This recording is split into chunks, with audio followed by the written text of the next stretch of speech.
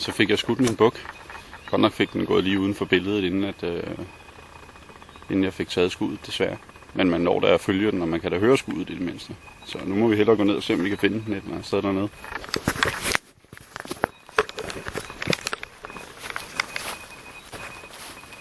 På denne smukke forårsdag her.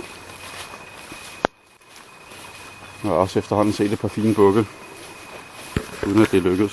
Så nu var det på tide.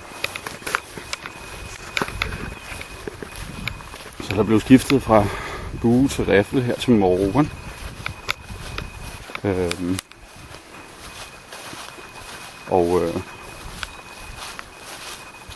Det gjorde så, at skudafstanden blev lidt længere, og jeg kunne gå på engene i stedet for at sidde nede i skoven.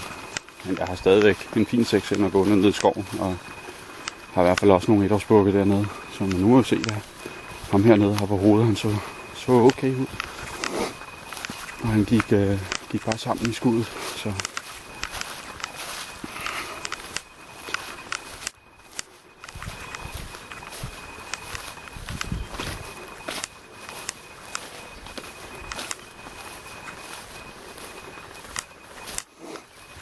der kan vi se, at han ligger lige her.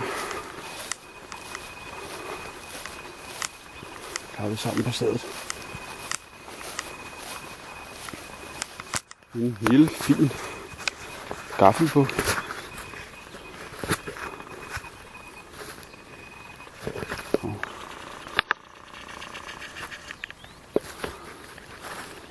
Her har vi ham. Og ikke den store 6'er, som jeg havde gående. Men nu kom vi da ligesom i gang. Så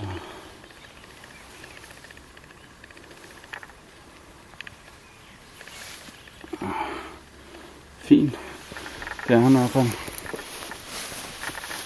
Vi kan se, skuddet sidder som det skal. Indgangshullet. Ja, her. Lidt langt fremme. Oppe næsten under halsen. Men han stod også et skråt på, så vi har udgangshullet